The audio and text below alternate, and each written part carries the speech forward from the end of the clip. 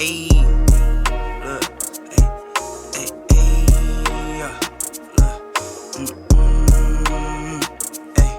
I'm in the lab like Dexter, brand new batch he tested.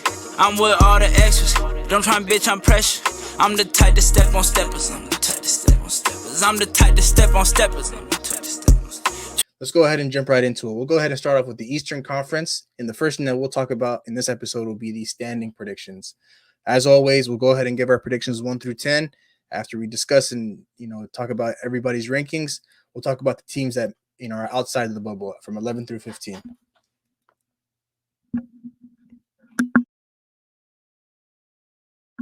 It's a great way to kick us off. Abdi, you're muted. Muted, big boss. Of course. All right. I'll get us started off. So at number 1, I have Milwaukee. At number 2, number 1 it's 59 and 23. At number 2, I got Boston with going 53 and 29. And then from here, everybody's basically sub 50. So Cleveland at number 3 with 49 wins. Philly at 4 with 48 wins. Indiana at 5 with 46 wins. New York at 6 with 46 wins.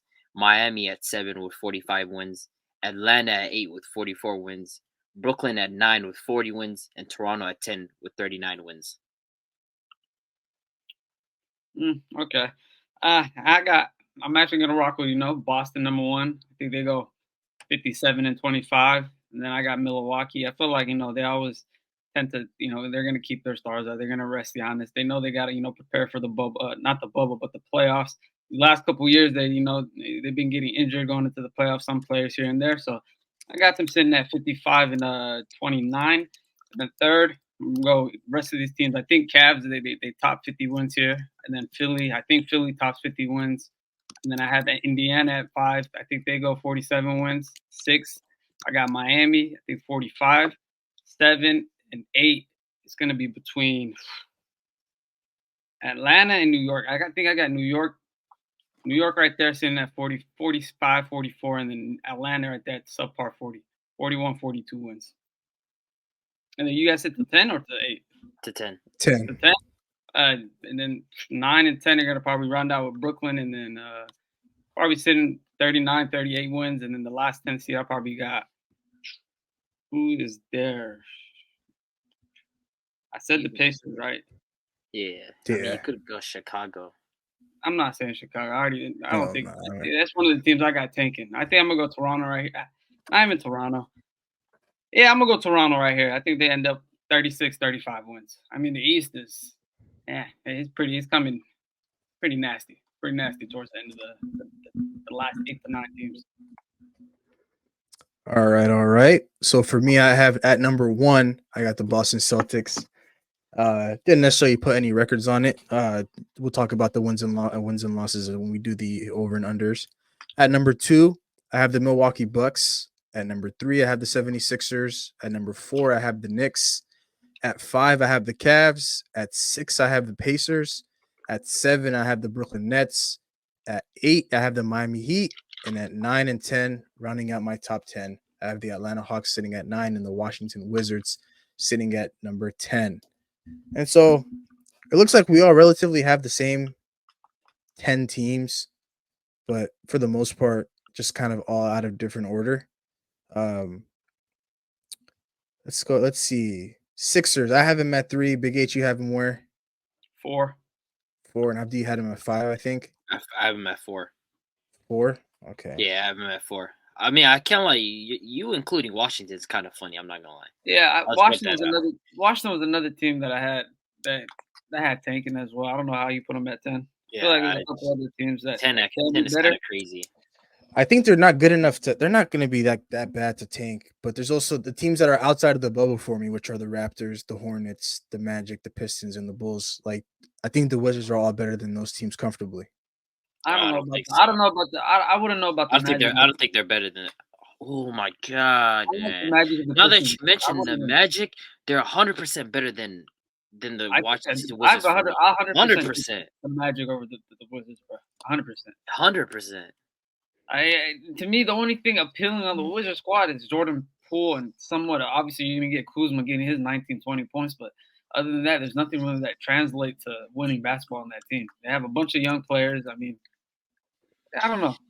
Me, I mean, Magic, Jordan Poole is gonna be an all-star this year though, so it's like, and the thing is, it's not like the Wizards have to compete with like any team that's gonna put up like 40 wins. The team that gets this 10 seed is probably gonna have 37, 38 wins at most, and so they're not really competing with anybody for that spot. The I don't Raptors, see how they're going to be better than the Magic, though.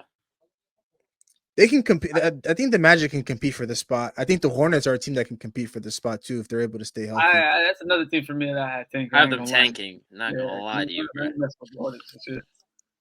Not mess with the Hornets this year, but Detroit though, I feel like Detroit could be a better team than the Wizards. Oh, there's another one too. I'm not gonna lie to I you. feel like they got the East have a lot of like flyer teams that really shouldn't be competing, but they kind of have to pick what side of the fence they want to stay on.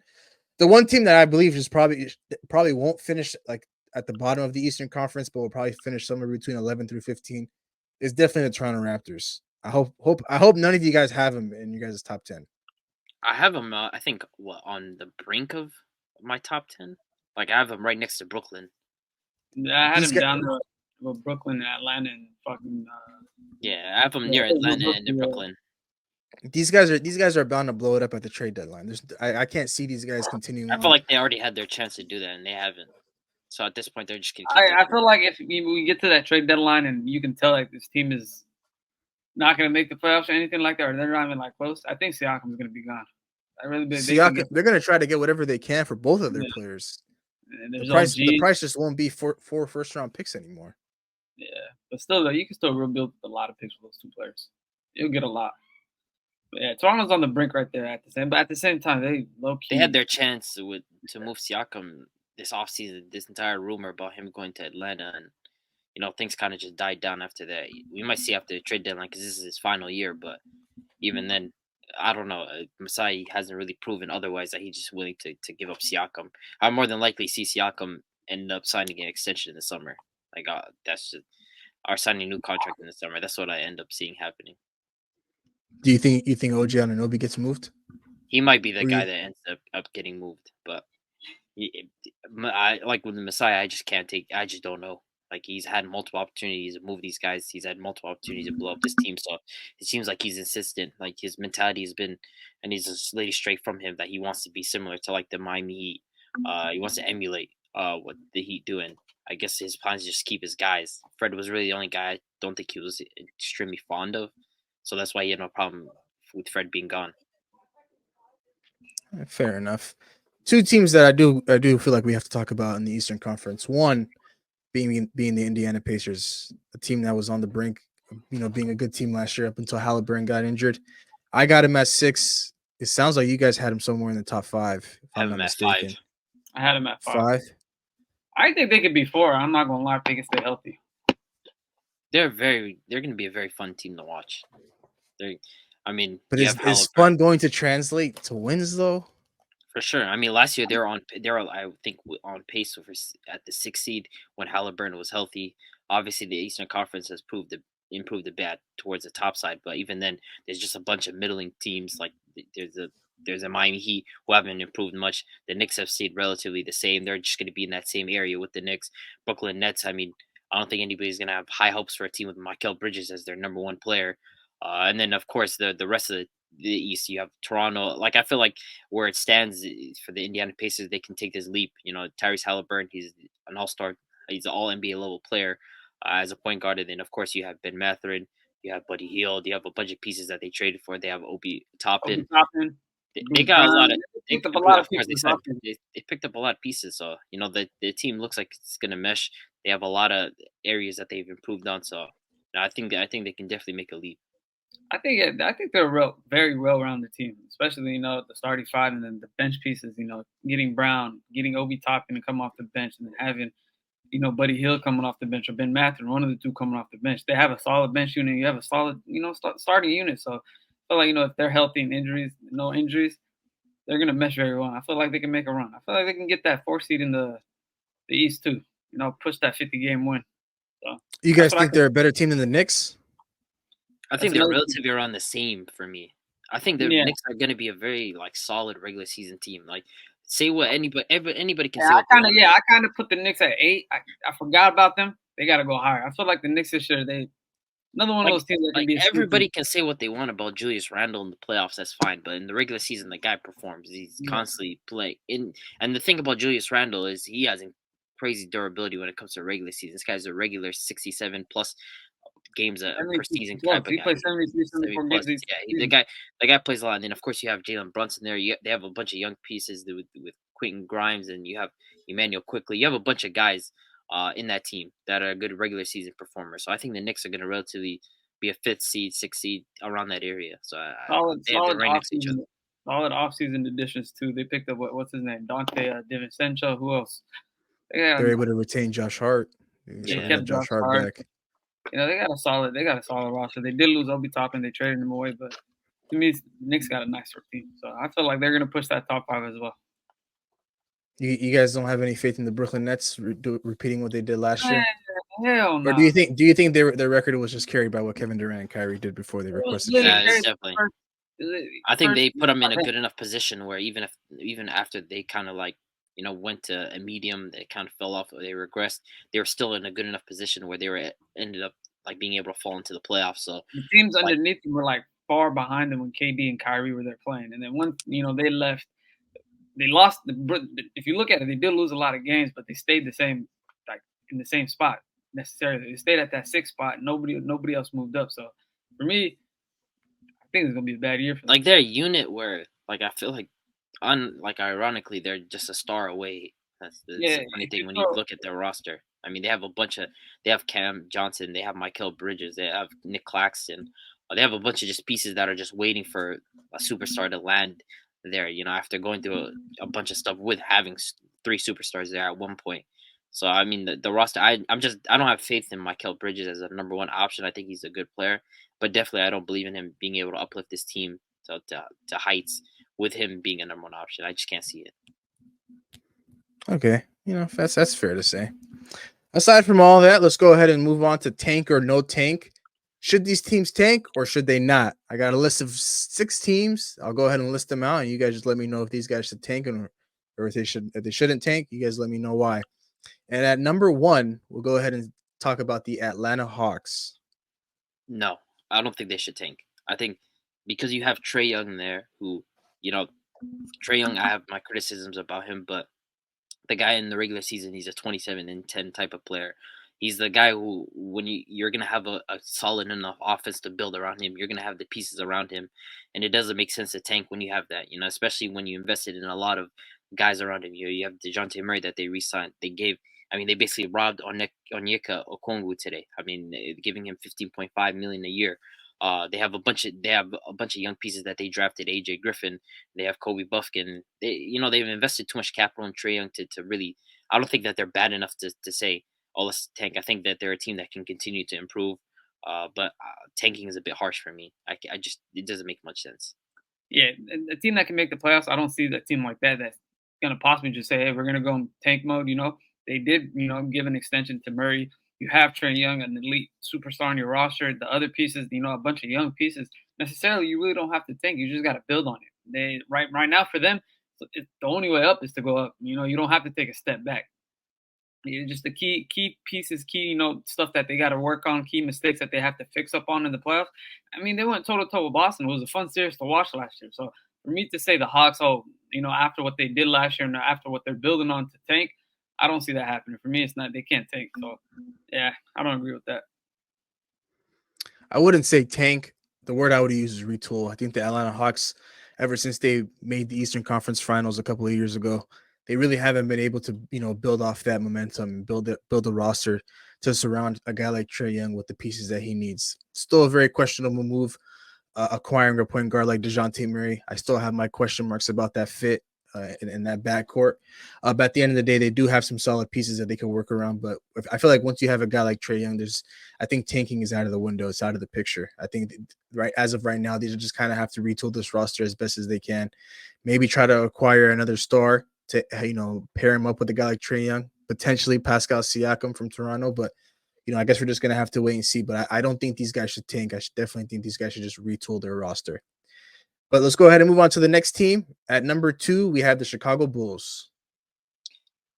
Like I want to say they should tank, and it logically makes sense. But the issue being is that they have DeRozan, Vucevic, and Levine there. It's like when you have those three guys on your roster, it's like impossible to like. I don't think Chicago Bulls should tank until they decide, hey, we're gonna trade these guys. It like I feel like they're stuck in limbo right now, because we saw promising signs from both Kobe White and we saw promising signs from Patrick Williams, especially during that second half of the season for Patrick Williams. And I feel like if you're gonna decide to tank, you have to get rid of some of these guys. I feel like keeping Levine, okay, maybe that makes sense, but keeping Agent DeRozan, which another team could have used, Vucevic, another team that a contender might be interested in, it just doesn't make much sense for a team that has that much talent. Not saying that they're loaded with talent, but has those three guys who are basically all-star level players, and they decide to tank. It just doesn't make any sense to me. Nah, I feel like they got to go in full rebuild mode. I feel like they tried this DeRozan Levine project with Vucevic. It don't work for them. I feel like they're going back to the same thing over and over and over again. I feel like it's time for them to obviously try to put these guys on the trade market, try to get them off the board. Levine, number one, he knows you probably get the most value off him. And then, DeRozan and Vucevic, you can get some value off him. But to me, I think they got to rebuild immediately. I think they got to throw in the towel, try to get what's left and salvage what they can get for Vucevic and DeRozan and just let Levine go. Other than that, man, they took a hit on that Lonzo Ball contract. I mean, there's nothing they can do about that. You pay your point guard $80 million. Sadly, he gets hurt, so he's not on the court either. He was part of the rebuild project in the beginning, so he's not on the court now. I guess it's time to just trash this project and see what's the next step for them. So yeah, I definitely think the Chicago Bulls should tank. Number one, this trio of Nikola Vucevic, Zach LaVine, DeMar DeRozan, it's run its course. These guys have absolutely done whatever the best that they can do as a trio, but it's just not cutting it. It was a fun rebuild. It was a fun project to watch at first when they acquired all these guys along with Lonzo. They were the one seed in the Eastern Conference for a little while up until a lot of their guys got hurt. But at the end of the day, this roster just isn't good enough to compete, and you don't want to be in that gray area where you just don't know what side of the fence you're on. Where are you going to compete for a playoff spot? Are you going to compete for an NBA championship, or are you just going to tank? And their draft picks really haven't been doing too well. Patrick Williams, the guy who didn't get an extension today, a rookie extension. Ayo Dosunmu, he was a guy that they hit on a couple of years ago, but he didn't take that second year leap that they were expecting him to take. And then coming out of this past offseason, they made absolutely no moves to move the needle to get themselves, into that contenders bubble. So I hope that the Chicago Bulls front office and their management realize that DeMar DeRozan's on an expiring contract. So there's going to be a lot of teams that are going to come calling for him at the trade deadline. Try to get whatever you can for him. Zach LaVine is the best asset that they have. They should be able to get a lot of picks for him or a lot of assets for him. And for Nikola Vucevic, I'm not too sure how they're going to be able to move off of that contract. They just gave him an extension this past offseason. But whatever you can get for him is whatever you can get. But at this point, the Chicago Bulls have to go into a complete rebuild. You have to understand that this roster is just not good enough to compete. It was fun while it lasted, but it was a very short-term run. So aside from all of that, let's go ahead and move on to the third team on this list, the Brooklyn Nets. No, I don't think that they should tank. I feel like I've said this for every team so far, but I really don't think that they should tank just because they have built pieces, to eventually acquire a superstar. I mean, in reality, they realistically could have had a chance at Dame. It just seemed like they were unwilling to part ways with certain guys on their roster. I believe the Portland Trailblazers ended up asking for Mikal Bridges, and I don't think the Brooklyn Nets were interested in giving him up. But this roster is like curtailed for an eventual star to ask out and come over here. They have the pieces in place. They have a guy in Cam Johnson. They have a guy in Mikal Bridges. They have a amazing defensive player in Nick Claxton. They have shooters and defenders surrounding them. They have a bunch of players on this roster that are capable. So I think eventually as this team continues to play, we might hear rumors at trade deadline or eventually, next season they might be able to sign someone in the offseason. You never know, a guy like Zach LaVine could fit this roster. Him and Mikal Bridges and the team around them could form some sort of a team. So I think this team shouldn't tank. They should continue to be competitive. They're sitting right around the same level as teams like Toronto, teams like Atlanta, maybe potentially Miami. So we'll just have to wait and see. But I don't think they should tank.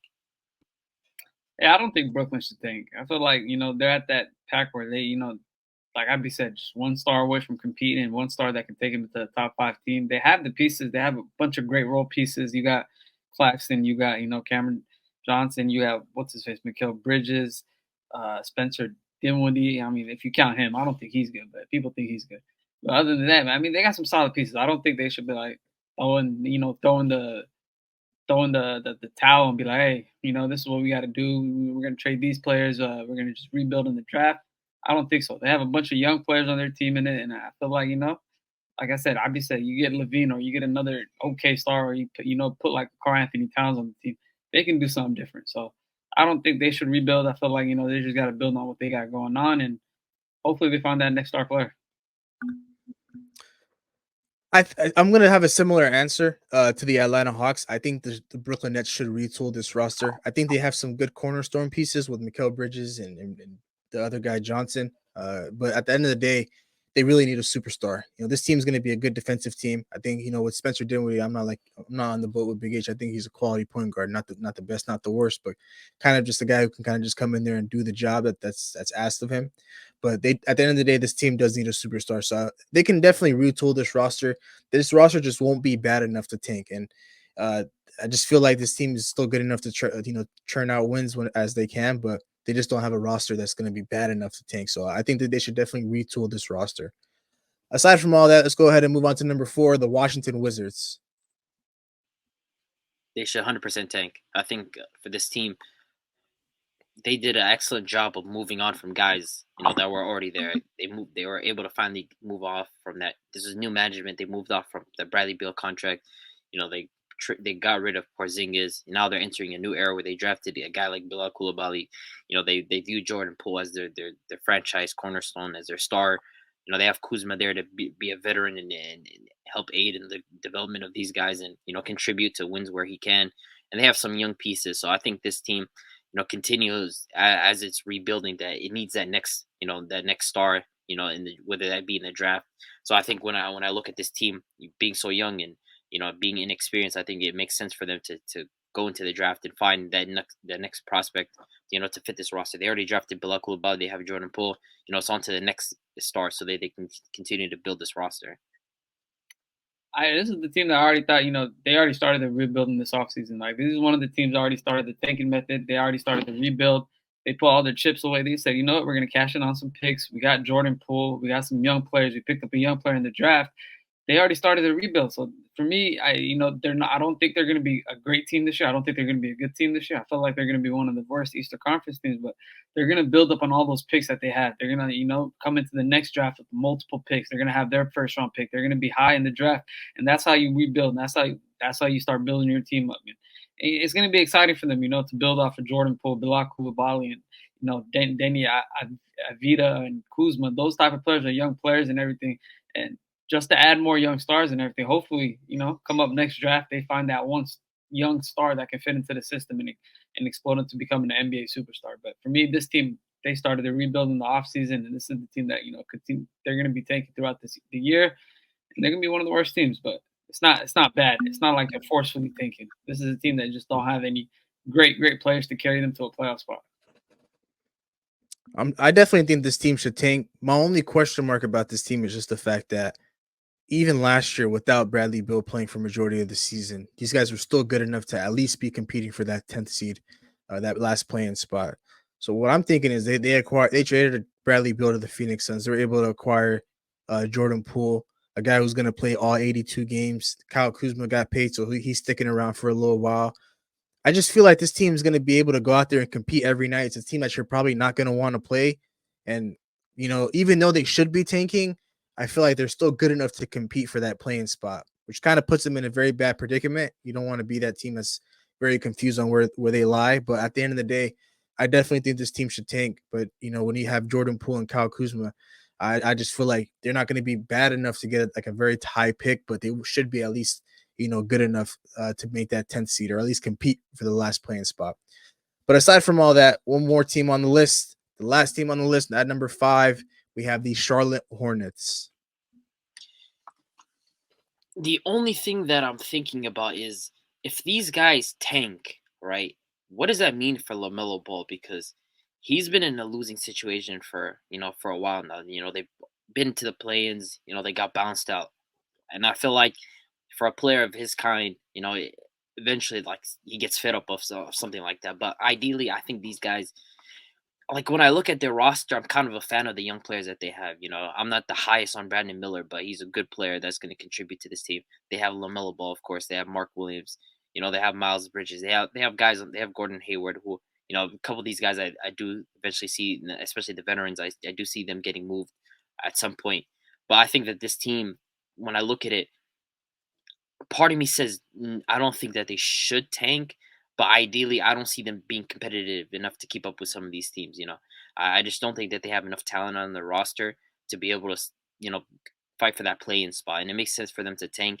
It just felt like this was the year for them to land a talent like Wemby, a generational talent. It would have been perfect to be able to secure that alongside having a guy like Lamelo Ball. But they've already given Lamelo Ball the extension, so at this point, you might as well just go all in and tank. Get that next pick. You already have Brandon Miller, who you drafted extremely high. You have LaMelo Ball as your franchise cornerstone, but I think for this team to eventually be competitive again, that they have to go all in and tank. So it just makes sense to me. For me, I think what hurt them a lot going into the summer was not getting that number one pick in the draft and not securing Wemby. But like if they secured Wemby, man, we wouldn't be talking about them taking at all. You paired Lamelo with Wemby, eh, that's a show right there. That's a highlight reel. Every minute is a highlight reel between them two. But I mean, I don't know. I feel like they got a young team.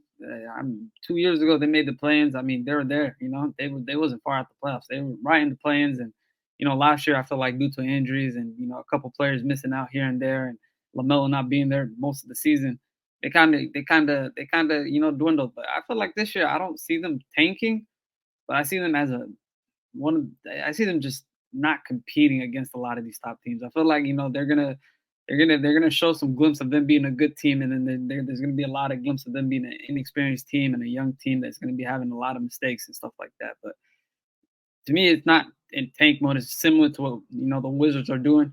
Is they're not gonna just be competing in games. They're gonna just be one of the bottom tier teams, and hopefully next year they can get a great solid draft pick and just build on what they're building right now. I don't think this team should tank, and the only reason why I don't think this team should tank is the fact that they have LaMelo Ball on this roster. Now, if LaMelo Ball doesn't play a handful of games like he did last year, he missed a lot of games last year. Then by all means, go ahead and compete for that number one pick in the following year's draft. But when you have a guy like LaMelo Ball on your roster, the roster is relatively similar to their playing team years, but you really just have no room for this to really just go all in on a tank, because the Charlotte Hornets, even though a lot of teams won't be watching them, these guys are going to be a fun team to watch. They still have the same team as they did in from the playing years, where it's LaMelo Ball, Terry Rozier, Gordon Hayward, Miles Bridges is back. You add Mark Williams to that. They were able to be bad last year, so they got Brandon Miller into the mix. So these guys are going to be a very, very exciting team to watch. And I feel like when you have LaMelo Ball leading this team, it's just going to be really, really hard for these guys to just not go out there and compete each and every night. I view them in the same light, maybe in a little higher, a little brighter light than I do the Washington Wizards. I think they have a more complete roster than the Wizards as of right now. And so that's why, even though I have them outside of my bubble for my standing predictions, I easily could have these guys sitting at 10 or 9 at best, simply because these guys are going to go out there and compete and play, fast paced basketball, similar to what we saw 2-3 years ago when they made back-to-back playing games. And so for me, I don't think this team should tank.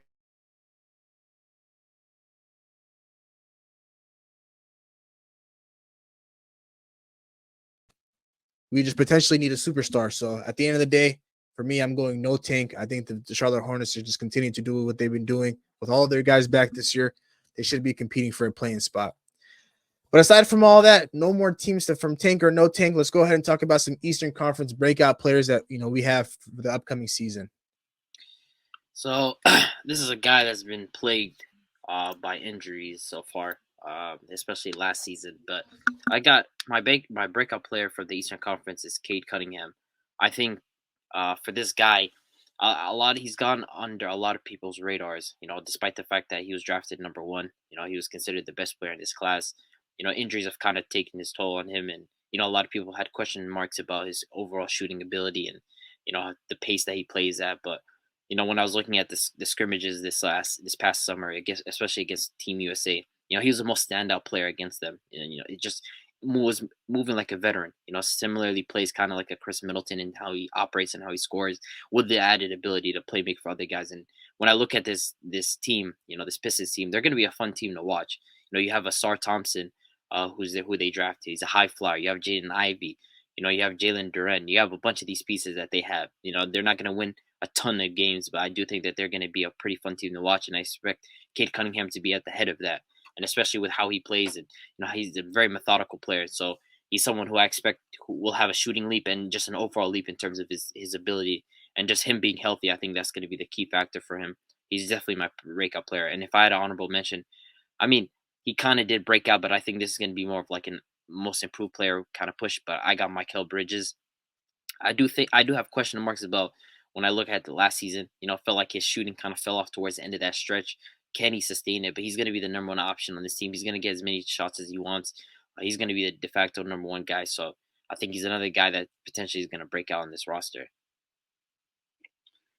For me, this is a guy that I hated on in the past. This is the guy that was, he was in my conference, he was in my division, but now he's been traded, and I think this guy's gonna, take that next step forward, and that's Jordan Poole. For me, I feel like he was held back on the Warriors. I feel like they asked him to do a lot of stuff that he wasn't supposed to do, and they threw him into a lot of stuff that wasn't part of his game. And I just feel like there was a lot of stuff outside of basketball that he was dealing with on the Warriors, with the Draymond situation and everything. So for me, I feel like, this clean slate, him being the number one option on this Wizards team, him being able to, take over and come in and, flourish into that star role that he can be. And I expect him to do that this year. I feel like, the Wizards, the head coach, they're going to give him that leeway to, offensively take whatever shot he wants to take. But if he comes at an efficient price, I feel like he's going to explode. I feel like he can make the All-Star. I feel like, he can be a great player. So for me, it's Jordan Poole. Second guy, I got RJ Barrett for honorable mention. I feel like this is the year that, it's time for him to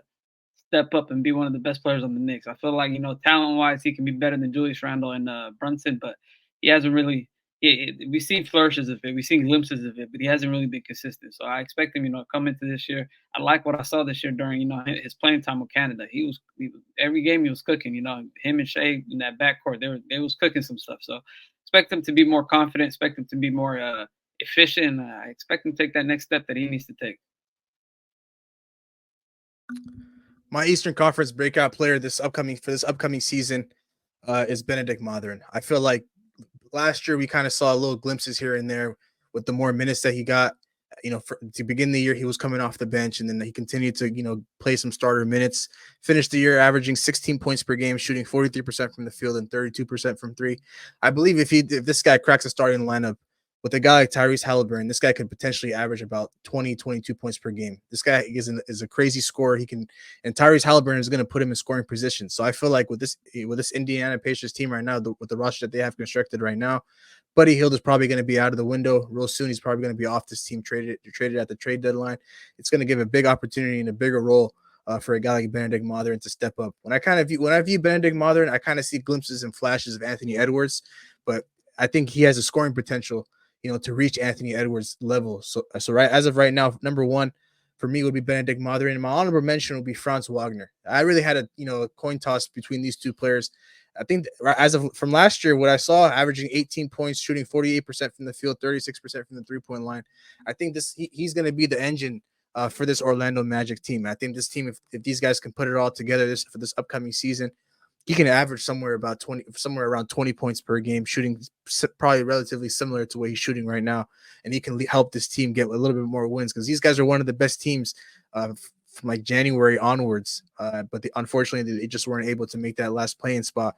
So I think if he's able to take a leap, it's only going to be good for the Orlando Magic. So for me, it's Benedict Mathurin at number one, Franz Wagner at number two. Another honorable mention that I'll probably just throw in there is potentially Cam Johnson, averaging 16 points per game, shooting 46% from the field, 36%. He's in a bigger role now. We saw him a little bit in Phoenix, but now, towards the end of the last season, when we saw him in Brooklyn, he was getting more opportunities, more looks. I feel like he can average somewhere around at least 18 points per game on this team, shooting pretty much similar to what he's shooting right now. But for me, number one would be Benedict Mathurin, and then number two, Franz Wagner. But aside from all of that, we'll go ahead and move on from the Eastern Conference. Actually, we'll stay on the Eastern Conference. We'll do the over-under win total. And at number one, we have the Atlanta Hawks at 42.5 wins. Over or under? 42.5 wins. Over. 42.5. Over. If I was a betting man, If you're a betting man, I think I go under. I feel like it's I'm gonna be gonna tough. go. I'm gonna go ahead and go under as well. I'm gonna go ahead and pull up the whole standings from last year because last year they got 41 wins. Now they got them a game and a half above from last year. So I think I'll go over as well. At number 2, we have the Boston Celtics at 54 and a half wins. Last year, this team got 57 wins. I mean, I have them at 53, so I'll just take the over. I think one game won't hurt. I'll take the over. I got them over. I'm going to go ahead and go over on that one as well. Brooklyn Nets, 37 and a half. Last year, they were at 45. I got the over on this. I have them at about 39, 40. Yeah, it's a tough one. A lot of them wins came from KD then. So full season, 37 wins. I think I got under. I'm going to go ahead and go under on this as well. Charlotte Hornets at 31 and a half wins. Last year, these guys got 27 wins. Keep in mind, LaMelo Ball missed majority of the season. I have them under. I got them over. Over. Chicago Bulls, 37 and a half. Last year, they finished with a record of 40 wins. Under. Under. This one's an interesting one. The Cleveland Cavaliers, 50 and a half wins. Last year, they finished with 51 wins. 50 and a half?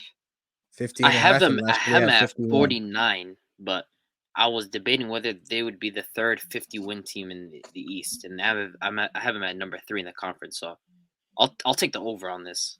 Yeah, I had them with 51, so I'm gonna take the over on this one. I'm going to take the under on this one. This one should be an over. Indiana Pacers, 38 and a half wins. Last year, they finished with 35 wins. I have them at over. Yeah, I got over for this one. Going over as well. I've been talking to you, man. 45 and a half wins for your Miami Heat. Last year, you guys finished at exactly 44. Funny is I have them at 45. I'll be a bit pessimistic. I'll go with the under on this one. I'll go with the under. I think I'm gonna go under on this one. There's no doubt in my mind I'm going under on this one. Milwaukee Bucks, with the addition of Damian Lillard, 53 and a half wins. Last year, they finished with the best record in all of basketball, 58 wins. I'm taking the over on this one. Taking the over. Taking the over as well. Easy. Detroit Pistons, 27 and a half wins. Last year, they finished with 17 wins. I'm taking the over. Yeah, I'll take the over. Kay Cunningham's back. Asora's on the team. I'll take the over. I think there's still is it Amen or Asor? Asar. Okay, Thompson. I'll take the over. I think they're 11 games better than what they were last year. I'll take the over. The New York Knicks at 45 and a half wins. They finished last year with 47. Over. Yeah, I got them over. Going over as well. Orlando Magic, 37 and a half wins. Last year, they finished with 34. This one I've been juggling with of where I'll take the over. I have them at about 38 to 39 wins. I think this might be a tough one for me. I think I go under. I think they'll be close, but I think they'll be close to 37. I'll go ahead and go over. They probably just might get at least 38, 39 wins. They won't finish with anything like more than 2+ wins.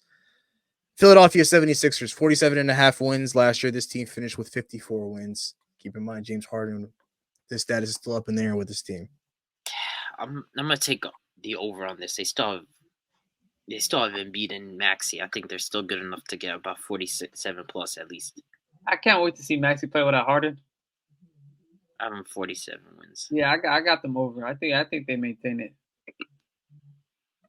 I'm gonna go under on this one. Toronto Raptors, 36 and a half wins. Last year, they finished with 41 wins. Over. Under. I'm going under as well. The last team on the list, we have the Washington Wizards. They're at 23 and a half wins. Last year, they finished with 35 wins. I'll take the over, but barely. They'll get 25, 26 wins, but I'll go with the over. this is free. It's definitely an over. They're getting way more than 23.5 wins. Record a new hit, then we making us a film. Wouldn't sign a deal if I got a couple mil. Been in the lab, now they throwing out deals. Me and now Lakes, now that's overkill.